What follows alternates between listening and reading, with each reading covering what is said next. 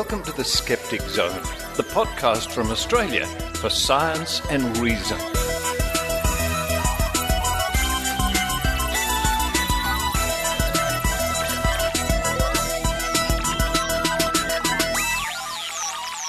Hello and welcome to the Skeptic Zone, episode number 347. 347 for the 14th of June 2015. Richard Saunders here with you from Sydney, Australia. This week's episode of the Skeptic Zone is devoted to a special extended interview with Tim Mendham. Tim Mendham, a long-time skeptic in Australia. He's currently the editor of The Skeptic magazine, the second oldest skeptical journal going. Now, this is the Australian one, not to be confused with the Skeptic magazine in the US or the Skeptic magazine in the UK.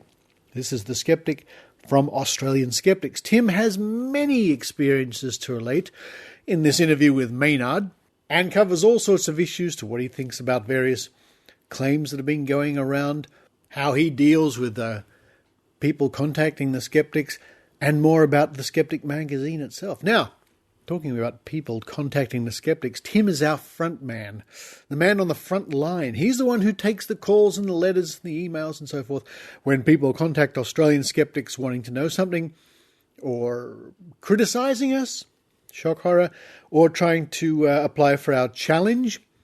Tim is the man who has to deal with a lot of, shall we say, interesting correspondence. So this week it's an extended interview with Tim Mendham in two parts. I'll have a first part of the interview, then a break in the middle, and then the second part of the interview. I think you'll find everything Tim says very interesting indeed. And Tim offers you the chance to contribute to the Skeptic magazine itself. Stay tuned for details. But in other news, we might say, it's come to my attention through the media and various Facebook announcements and people very concerned that the cases of whooping cough are increasing in Australia. In fact, a report in the Sydney Morning Herald newspaper. 3 times more whooping cough cases recorded in 2015. 3 times as many people were infected with whooping cough in 2015 than in 2014, according to New South Wales health data. This is very concerning, and I didn't catch the name. There was a physician or a professor I noticed on the media lamenting the fact that herd immunity is declining. So it's no wonder something like whooping cough is making somewhat of a comeback. It's hard to know who to blame or exactly what we can think about this just yet, but I wouldn't be at all surprised if the work of the anti-vaxxers in scaring people with their misinformation has resulted in a decline in vaccination and herd immunity. We might be following up this story in the coming weeks. Not a good situation. But in happier news, you can go to skeptical events around the country. Let me just bring your attention to a couple here. On June the 15th, Monday, June the 15th, in Canberra, in the ACT, the Canberra Skeptics at www.canberraskeptics.org.au are having a talk. When can ignorance be good for you? I just don't know. Dr. Michael Smithson, and he's going to be speaking from 6 p.m. till 7:30 p.m. at the Ainslie Football Club. More information for that free talk, go to canberraskeptics.org.au. If you know anybody who lives in Canberra, no matter where you're listening to this, tell them about the website. Lots of talks come up in Canberra. It's really good. They have talks throughout the year. Not to be outdone, the Victorian Skeptics with their Skeptics Cafe, vicskeptics.wordpress.com, and this is a regular monthly event, happens on the third Monday of each month at Linalta Restaurant in Lygon Street. Check out the website if you're in Melbourne, or if you know somebody in Melbourne, tell them to check out vicskeptics.wordpress.com. Well, that's enough for me at the moment. I'm going to run downstairs, open up the cupboard, get out that lovely sourdough bread, which I just bought today. A little bit of cream cheese, a little bit of shut your ears, or the people who don't like it, Vegemite. Why not? While I'm enjoying that, I hope you enjoy the Skeptic Zone.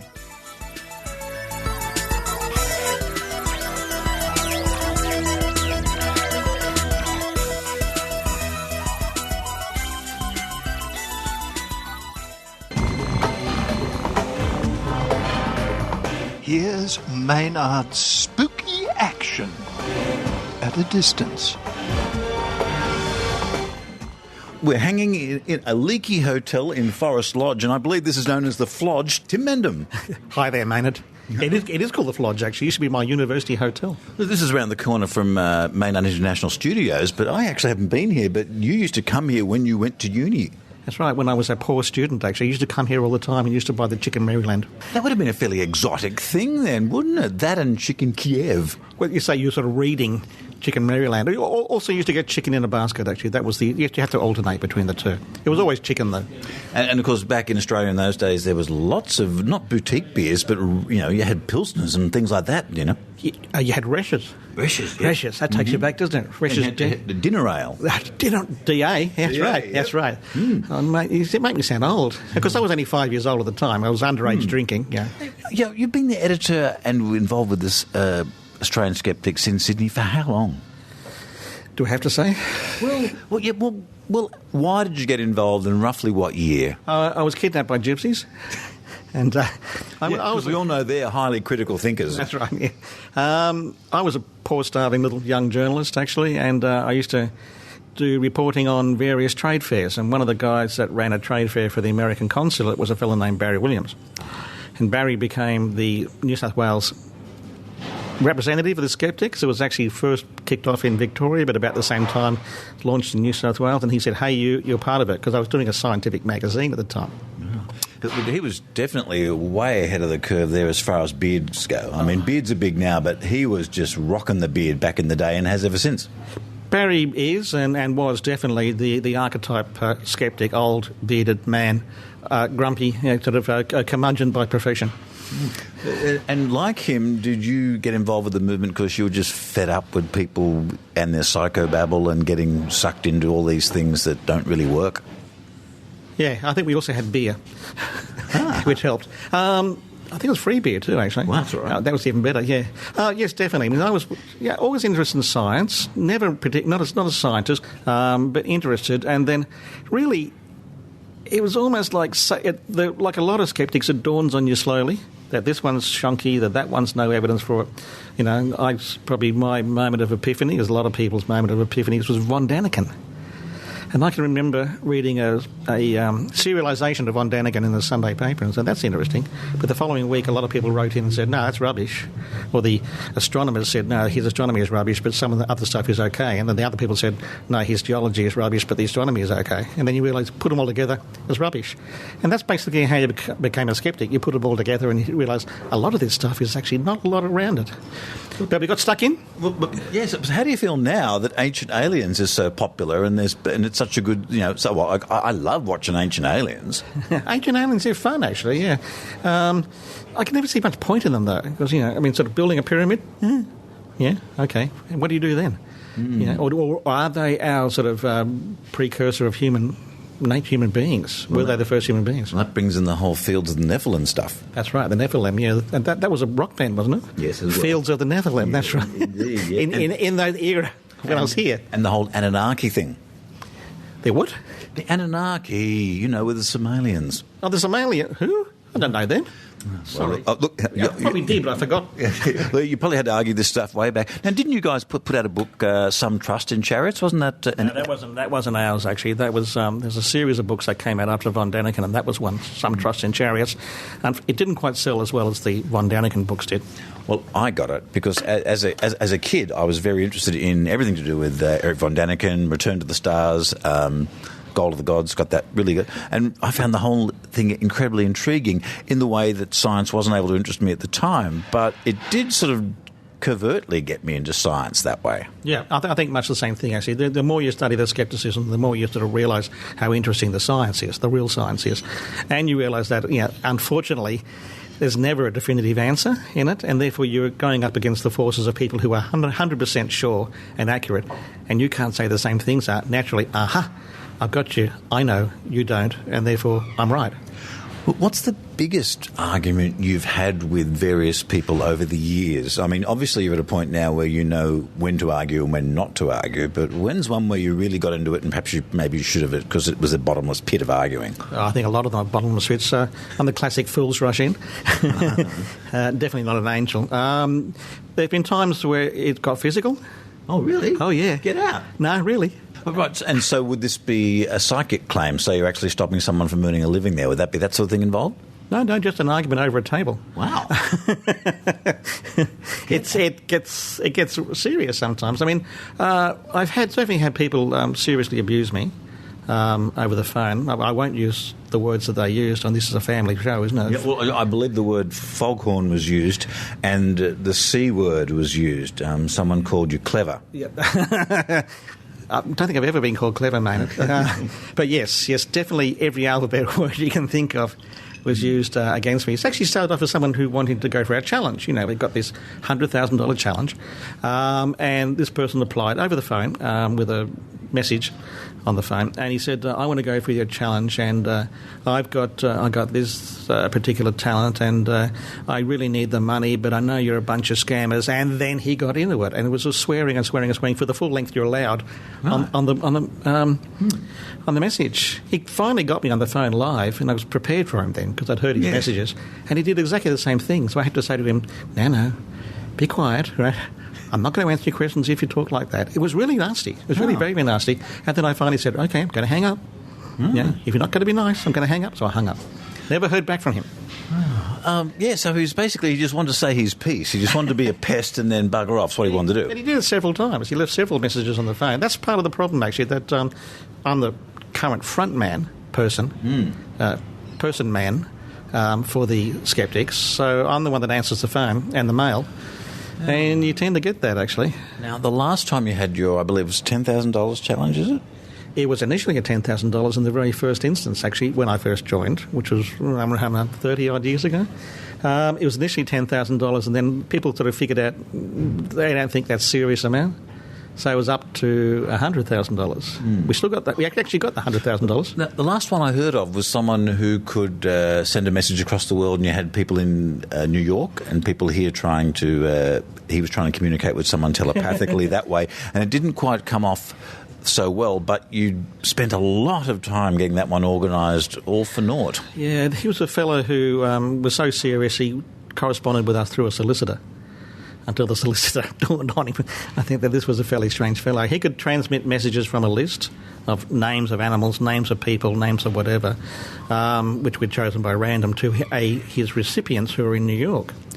So we had to find a good location where they could do this, they could receive the message, and there were New York Skeptics who were sort of working with us. It was a winter's day in New York, standing on a corner, and they were freezing to death. And then we're waiting for these New York message recipients to turn up, and they never did. So their phone calls going back and forth. What happened to them? We were talking to this guy. And then he found out, I'm not quite sure how he did, but he found out that they were stuck in a lift, and they couldn't get a phone connection. But I'm never quite sure how he found that out. Oh, okay. Yeah, I know. But I mean, it certainly, and therefore we had to just cancel it. And then he said, I'll come back early next year. And we said, no, you won't. Not until we work something more definite out. He's never come back. And how many people knock at the door, kick the tyres, and never take it any further with the $100,000 challenge? Most of them. I would get someone applying for the challenge about once a week. Really? Yep. And you let them know how they've got to apply, and then you never hear from them again? Yeah, absolutely. I mean, sort of when they realise we're not just going to, like this fellow who gave the abusive phone calls, when they realise we're not just going to hand over the money without a test, they disappear. So I'd say about, into the ether, I'd say about 95% never get back to us. Do they think that just by applying for it, it's like a disaster relief loan? You'll just get the money straight away with very little evidence? Absolutely. They believe we're extremely trusting, and that someone says, I can do this, we say, oh, fine, here's the money. They must seriously believe that, actually. Wow, okay. Well, what would you like to be true in the realm of the paranormal? What would you like to be true? What would you think, well, that'd be great if that was actually proven? I've got a soft spot for big worms, as in the Loch Ness Monster. Oh, I thought you might have been talking the Mongolian death worm. No, not the Mongolian death worm, or the one that lives in Victoria. There's a huge worm there that's sort of metres and metres long, actually. Yeah, no, this is the Loch Ness Monster. I've always been keen on the Loch Ness Monster. It sounds cute, cuddly. I've been there 3 times looking for the Loch Ness Monster. Yeah, the closest, well, not looking, and just driving through, stopping at the pub. But, I mean, the closest I've actually come to seeing a Loch Ness Monster was a roadside van. You know they have that in the UK, little vans selling foods and things in the middle of nowhere. He was selling monster burgers. I thought, you bastard, you found him and cut him up. He's now on your grill. But no, there's a Loch Ness Monster Museum at a place called, that I can't pronounce, Urquhart or Dumnadrocket. Pardon my Scottish pronunciation, it's appalling. There's this Loch Ness Monster Museum which has changed each time I've been there. Oh. It's got more and more sophisticated, more and more sceptical, and it's less interesting each time. Oh. I loved it when it was a little cottage which said, Loch Ness Monster's out there, you got to believe, or, Octonoo, you got to believe it, whatever. And that was when it was fun. But when you get the people getting serious, I love it. It's a lovely place. You should go. It's just a great scenery. There's a great pub on the south side which no one goes to, which has great chops. Yeah. And of course, Loch Ness Monster's been around for yonks, and of course we're just talking about the ancient alien things being around for a while. How do you try and keep your fresh scepticism going when everything seems to be coming back around again? Is there anything new you've seen that hasn't come up before? No. It does go in cycles. That is part of the frustration. The interesting thing is, I'm doing the magazine now. The magazine's going for 35 years. You look at the very first issue, and everything was psychics and predictions and blah, blah, blah. The only medical thing we had in that first issue, which was a major 4-page tabloid, so it was a major endeavour. Was it A3 back in the day, was it? Yeah, it was A3. Yep, it was only 4 pages, so it's a lot bigger now, folks. Was a story about psychic surgery. Now, you remember psychic surgery... Which at that time was done in the Philippines, was it? A lot in the Philippines, yes. And people used to dig their hands supposedly into your body and pull out the cancerous tumours and that sort of thing, but it always turned out to be chicken giblets. Right? It was sad because people were getting ripped off and convinced that they were cured. People were coming from all different places in the world to do this. The interesting thing is that it never really come back. That was after a few years that was around, and then it just died out. And I really don't recall much of psychic surgery going on. But since then, the mix between UFOs and astrology and Loch Ness Monsters and things has shifted a lot towards the medical areas. And to a certain extent, it's become a lot more serious. Psychic surgery was sad, pathetic, but it was weird. Now you're talking about the people who claim to be accurate in the homeopathy areas, etc. Well, homeopathy, we're continually told, is a fairly old practice. So what must have been going on in the 70s and 80s? Yeah, but I think it's received more publicity thanks to the social media, in quotes, which always worries me, actually, that social media endorses anything going. It's what, 200 years ago was it sort of developed in the first place. So it has been around a long time, but it's just got a lot more publicity because publicity can be got more easily these days. But at the same time, when you put yourself up in the limelight as homeopathy done, you tend to get noticed more and you tend to get criticised more. That's also the case with the skeptics. Yeah, well, of course, science doesn't explain everything, Tim. No, it doesn't explain why we get music here from the same era as when I was at uni. No, I'd like to do an experiment on that, actually. Oh, that's probably just the law of large numbers and large playlists. Large numbers. We're looking around here in the pub in the middle of what day is it? Tuesday. And not exactly large numbers here, Maynard. Yeah. Look, tell me, so with this big boon where people can set themselves up and there's very little oversight because there's if you're the ACCC, you've probably got bigger fish to fry than the occasional homeopath. What is the answer for this? To a certain extent, the Australian Skeptics has been playing the role of sort of consumer affairs of ideas. Okay, we don't do the shonky fridges and that sort of thing. The area has always been the paranormal and pseudoscience, which we sort of flipped recently to pseudoscience and paranormal as the emphasis has changed. We've always played that role, sometimes unwillingly, because it's not really our job to help or look after people. Certainly, we can present what we see as the truth, and we can present, we can analyse the evidence people put forward and that sort of stuff. But, I mean, we would love all those organisations like the ACCC and the HCCC and TGA and all these other groups take a role and actually, do something about these things. And but there's only so much funding for these organisations, and I'd rather that they look at banking sector first. Well, they do that. I mean, that's the ASIC and people like that. There's a lot of bodies around who are doing regulations, etc. But I mean, I know, and they tend to look where the priority is and where the big payoff is. More bang for their buck, etc. And so, therefore, a lot of these things slip through.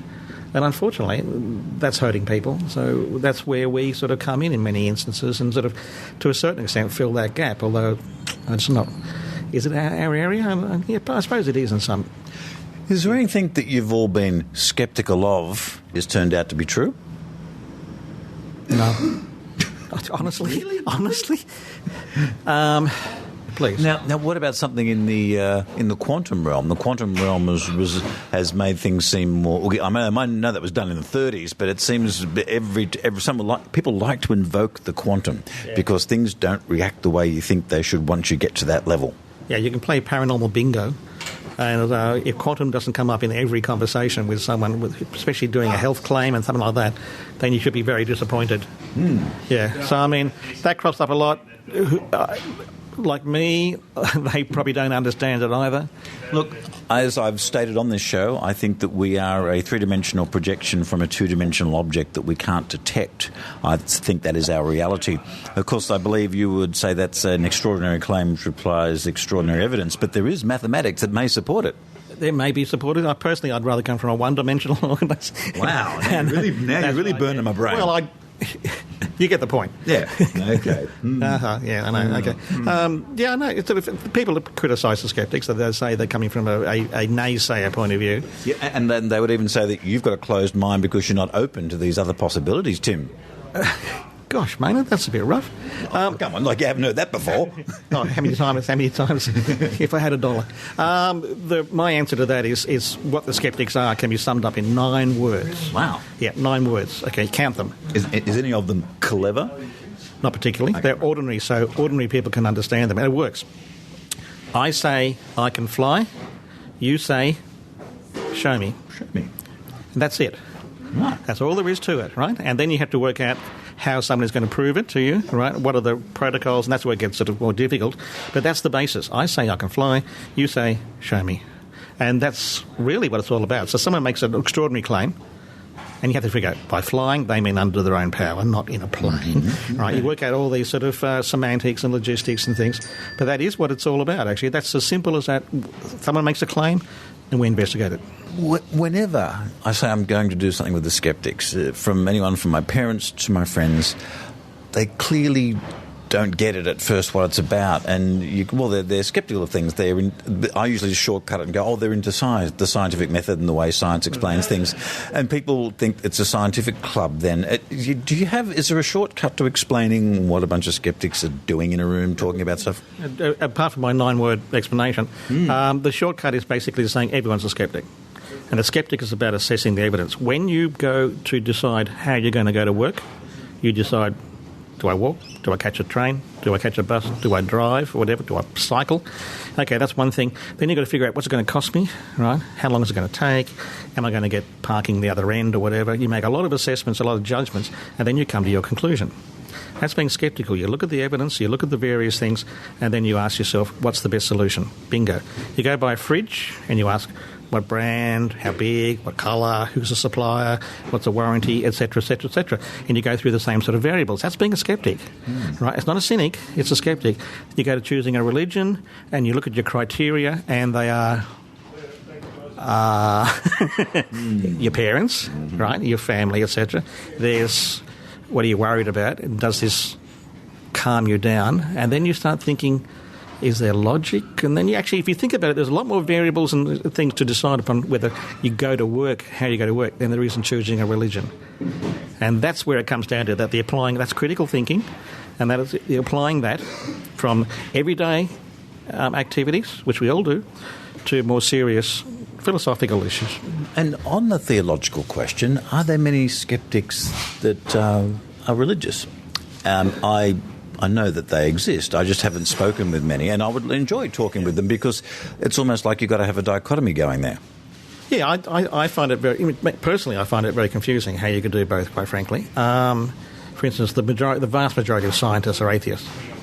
I had it explained to me that if you were a scientist and you were a believer, that if you bring your belief into the science, it's like playing soccer and using your hands. Like, you can do the science, but as soon as you invoke the God, it's like you're picking up the football, which is not allowed. And I could see how you could compartmentalize it that way. Yeah, in a way, it's playing soccer with your hands and then denying you did it. Right? It's like, it's okay, it's all right, honestly, fine, right? Yeah. It's in the rules.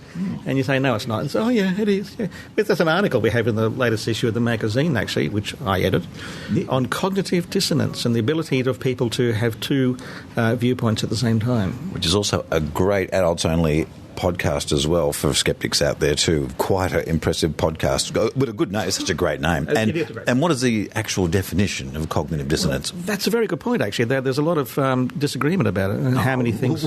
Come on. Disagreement? No. Believe it or not, Maynard, there's actually disagreement on things as to how, where it actually applies, etc., and how many people who are using the term, perhaps even me, are using it incorrectly.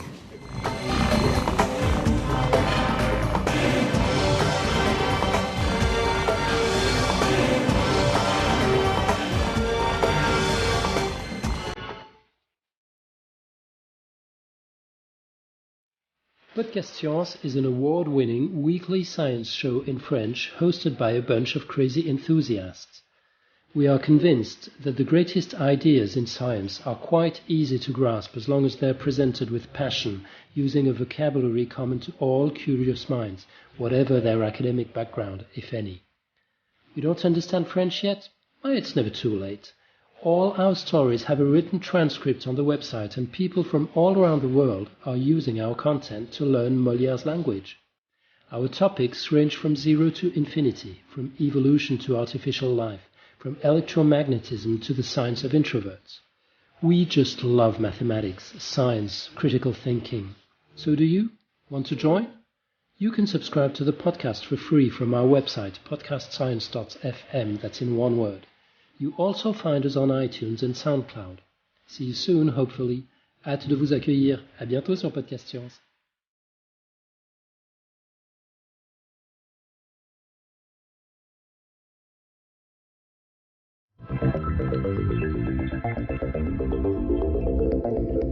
Welcome to A Week in Science from RiAus, bringing you the science you need to know.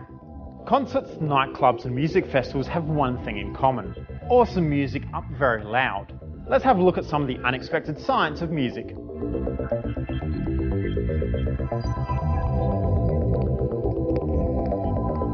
Loud music at gigs, nightclubs and music festivals has some unexpected effects on our behaviour, including drinking and drugs. A French study has found that when music was played at 72 decibels, men would consume around 2.6 drinks at a rate of 1 every 14.5 minutes. But upping that music to 88 decibels caused them to drink more, 3.4 drinks, and quicker, every 11.5 minutes. So loud music actually makes you drink more. It also changes the way that drinks taste. A later study found that loud music actually makes drinks taste sweeter. This could explain why we drink more. The loud music also intensifies the feeling caused by party drugs such as ecstasy. In a study using rats given a low dose of MDMA, the active ingredient in ecstasy, it was found that the addition of noise at 95 decibels increased the electrocortical stimulation in the brain above the level of rats who had been given the MDMA but not exposed to the noise. In addition, the neural activation lasted longer in the rats who had been exposed to the noise than those who had not. However, the addition of noise also increased MDMA's toxicity in the brain and heart. The mechanism of these effects is not understood. And now, 4 fast facts about music. Humans like music because it causes the release of dopamine in the brain, giving a pleasurable sensation. Research shows that humans respond more strongly to the rhythm of low-pitched tones, explaining why the beat of songs is usually a low-pitched sound. It has been suggested that your heart rate and music preferences might be linked. As people's heart rate rises, they tend to prefer faster-paced music. And a study carried out in nightclubs by Dutch scientists found that releasing smells such as orange or peppermint into the club increased the amount that people danced and improved their mood. That's it for this week in science. For more information on music and nightclubs, go to the RiAus website, riaus.org.au. Follow us on Twitter at RiAus and like us on Facebook. I'm Ben Lewis and we'll catch you next week.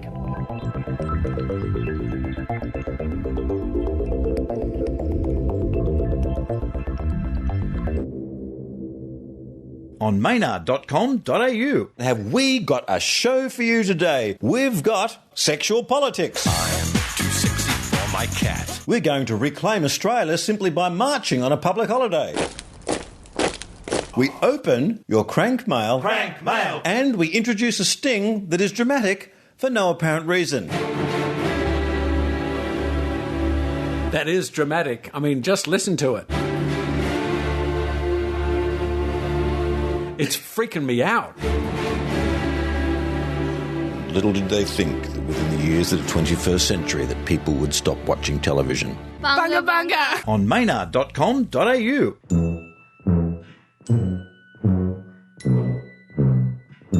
Hey, you!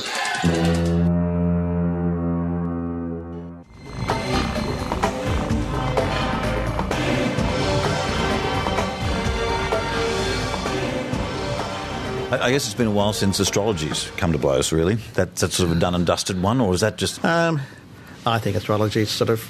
I think everyone for a long time has regarded it as a bit of a fun thing.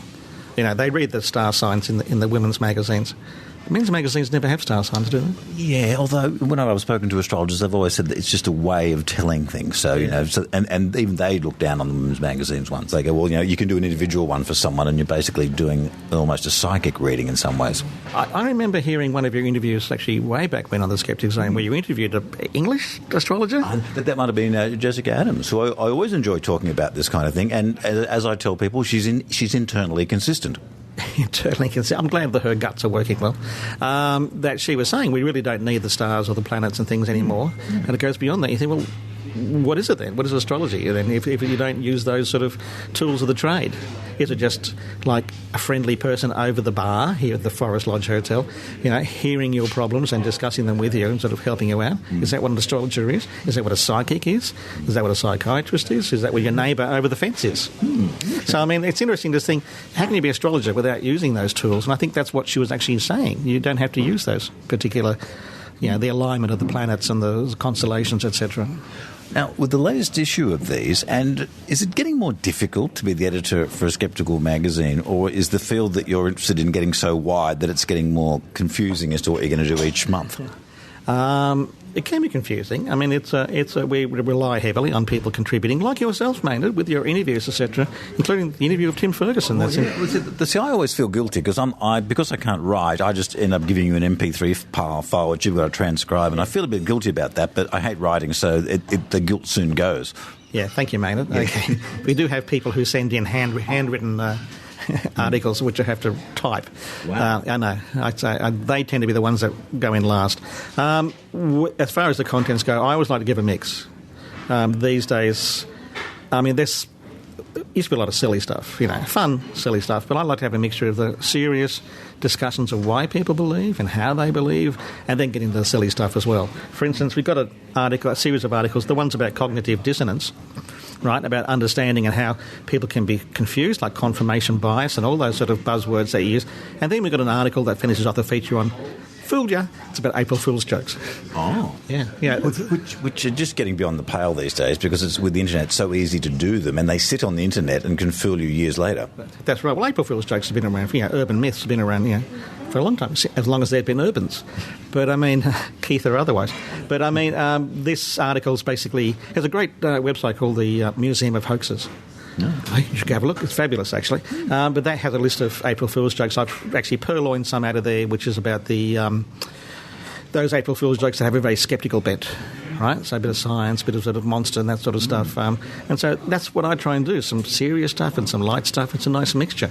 And that's what makes it fun for me. Hey, we've got an issue here which goes from cognitive dissonance and confirmation bias through hippies, UFOs to Jimmy Page.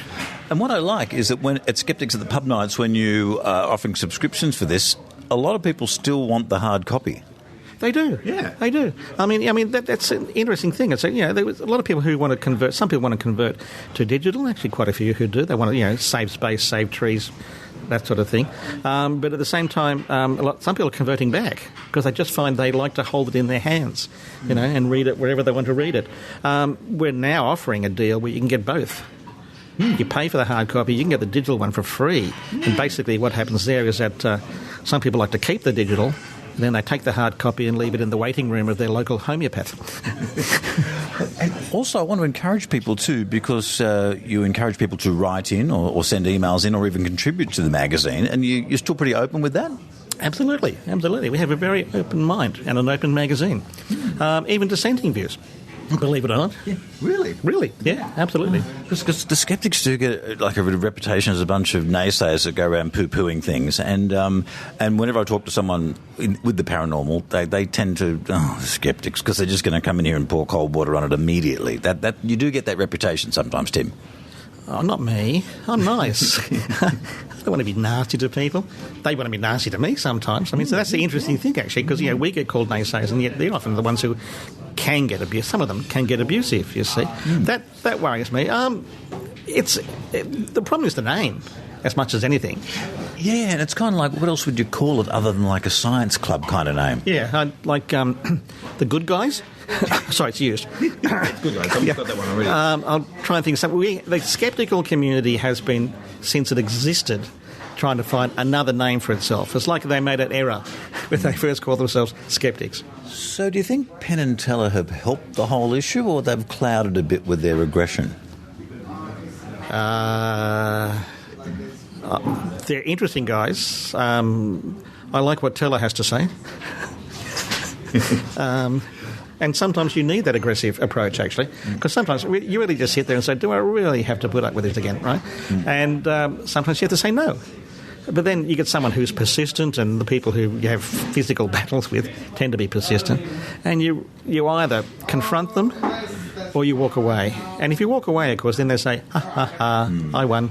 You lost, and so therefore you're constantly fighting a lot of battles. But some of them you win. But then you can, by walking away, you can spend time on something that's more useful. And you face the same problem then somewhere else. I mean, they're all useful things. I mean, if you stop one person from falling for either a UFO con or a psychic con or a health con, which could personally help hurt them either emotionally or financially or worse, sort of with their life, then you've done something good. If you help one person, now you'd like to help a lot of people, obviously, because there's a lot of effort, and sort of helping one person might be a poor payoff, right? But that's what it's all about. It's a slow process, it's a gradual process, it's an uphill process. But what cause is never uphill, what good, worthwhile cause is not uphill, and that you still need to do it. What sort of effect has things like Skeptics in the Pub had, which is like an international thing, and of course it is here in Australia too, they have it all around Australia. How has that helped the skeptical cause and changed it, in your view, in the time you've been involved? I think we were talking before about Barry being the archetype skeptic, the old curmudgeon with the beard, is that Skeptics in the Pub has a bigger mixture of ages. It has a bigger mixture of genders, and that's great. A lot of younger people who are students and that sort of thing. I mean, the nice thing, you're free to turn up, you have a few beers, you have a chat with people. Now, as someone who's seen a couple of generations of this, what do the younger people seem to be interested in skeptical-wise that's different from the original people like Barry when he founded it? The interesting thing, it's a very good question, Maynard. You have good questions, Maynard. I've listened to your podcast before. Here, I'm being flattering to you, mate. That one was written for me. It's not so much necessarily the topics, although obviously the big topics are health and that sort of thing. It's the medium or media that's being used to spread the message. Now, once upon a time, and this is sort of perhaps a bit of a cleft stick for us, the skeptics, Australian Skeptics, was the only body doing this. right? And the Skeptic magazine was the only medium to spread this message. And once every quarter, a skeptic would come out of their cave and look around, hope that no one was looking, and then grab the magazine and go running back in, because there was a bit of a shame thing about being a skeptic, With the newer movement, the newer skeptics are proud. They actually wear T-shirts saying skeptic on them, right? And that's shocking. People can target you. But, I'm skeptic and I'm proud. I wear a black T-shirt. So that's changed. There is a certain confidence in the skeptical movement. It's probably become dragged along in some cases like the atheist movement has. People are outspoken and they say, I'm a skeptic. I'd like a different name for it, but I'm a skeptic. And that's been a big change. The confidence, the outspokenness, they're willing to be there. Also, that means also confrontation. And we're on the front line, and we have to be prepared that being on the front line has a price to pay, and we're a bigger target. Mm. And the younger people are more ready to mix it up on the social media, aren't they? Very much. So, in my time, that's the big change. The medium that is, in the old days, there was a hard copy magazine, or over dinner. Now the information is out there in a second. People can be raised up to the point of anger or something by a few tweets and by a few sort of Facebook pages, that sort of thing. So the message spreads very quickly. Message does not necessarily spread to the same depth. So it spreads in quantity, not always in quality. That's the problems with tweets and that sort of thing. You can't say a lot in 140 characters. So how come there hasn't been something as culturally popular that's sceptical, like Chariots of the Gods? Like, I know studying science at uni is just as popular as it's always been, but in popular culture, there's not been a movie that's going, oh, sorry, that wasn't what you thought it was. But then you've got movies like I Know What I Saw. That's right. There are people who are popular, suddenly, people, certainly the atheist movement, like Christopher Hitchens and Richard Dawkins, people like that, who endorse the skeptics, always. Dawkins knows how to stir the pot about anything. About anything, that's right. And by doing that, he turns a lot of people off, he sort of upsets them. That's what you have to do. That's the way it happens. But romance sells more than, chick lit is a bigger market than James Joyce. And there's a difference there between the message and how people. That's probably part of the problem that people see skeptics as a bit of a dream breaker. Or, the buzzkill. Buzzkill, yeah. They were banned, weren't they? The Buzzkill. Never played at the Flodge, though. And someone like me, because you've got lots of podcasts out, like I enjoy being on the Skeptic Zone, I enjoy the Skeptic's Guide to the Universe, I enjoy Cognitive Dissonance, but I also enjoy the higher side chats, out there stuff like RiAus Radio, and I enjoy the No Agenda approach to the news too. And do you think you can enjoy both sides like that? Yeah, absolutely. I enjoy both sides. Yeah, as I say, I'm a fan of the Loch Ness Monster. I've been there 3 times, right? How many people do you know who've been to Loch Ness 3 times? True. I've only been there twice myself. Have you? Well, there we are. See, I beat you, right? Oh. And have you been to the hotel on the south side which serves great lamb chops? I don't know, but I think next time I will. Okay, you absolutely should. That hotel was actually where one of the key films of the Loch Ness Monster was filmed from. Get out. The Tim Dinsdale film. Oh, yeah. Yep. It turned out to be a boat. But, it's that was where that was filmed from. They were actually inside the hotel having their lamb chops, and someone said it's out there. So they went rushing down with their cameras. So we're going to point people towards the Skeptic magazine here. Now, what's the website to go to it and to subscribe? And also, people can meet you at every Skeptics in the Pub in Sydney and sign up live there as well. Absolutely. They can sign up wherever they want, actually, in this modern social media-oriented world. And, of course, I believe we're actually doing a Skeptic Zone live at the August Skeptics in the Pub. Are you really? Yes. I didn't know Skeptic Zone live. It'd be fantastic. I look forward to that, actually. Especially look forward to you, Maynard. Look, I will be. I still really want to meet Eric Von Daniken. He's like I don't know. He's like the Isaac Asimov of that genre. No, I'm looking forward to seeing you at that pub. The other guy can go, but look, and every once in a while you bring along your old crappy paranormal books and give them away. Oh, we did that. It's a fellow from Nowra had this 8 boxes of old books, and they're awful books. And my wife got very upset as I was sitting in one of our rooms, 8 boxes, heavy boxes. Stinking up the joint. They're all about sort of 50 years old. The entire Von Daniken set was there. And but very few skeptical books. But yeah, skeptics, URL, skeptics.com.au. It's pretty straightforward. You can go and read a lot of stuff. You can read back issues of the magazine for free. Anything which is more than 12 months old is on there, and we're pretty soon going to have the entire history, 35 years of Skeptic magazines up there. We've got a few in the early days which have to be scanned at the moment. But yeah, skeptics.com.au. Any issue which is older than 12 years old, you can get there. You can subscribe there, and you can sign up to events and various things and get all the news you want, and in-depth stuff as well, and that's part of the important things. Look, and don't be a stranger. Drop Tim an email there. We'd love to hear from you, either side. And if there was an other, you would like that other to be in the shape of a worm. I think so. Definitely a worm with a few humps.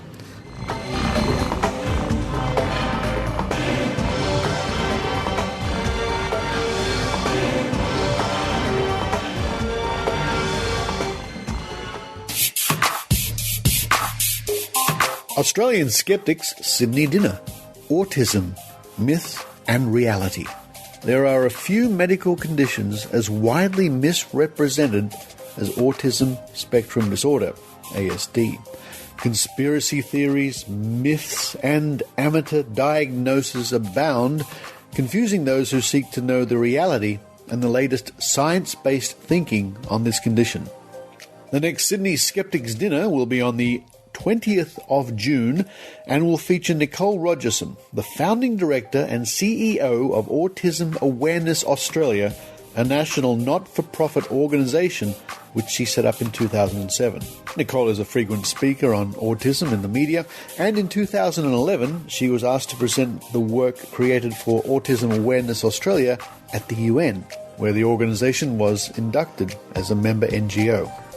Nicole sat on the federal government's Autism Advisory Board and continues to work for better access and government support for evidence-based intensive early intervention programs for children with autism. No one will give you a better understanding of the myths and reality of autism. The dinner will be held at the Ryde Eastwoods Leagues Club, West Ryde. Tickets are only $50, including a buffet dinner. Bookings now via www.skeptics.com.au. The Australian Skeptics dinners in Sydney have been going for many years now, and I encourage all Skeptic Zone listeners in the Sydney area to book your ticket quick, come along and enjoy this very interesting evening and a great dinner.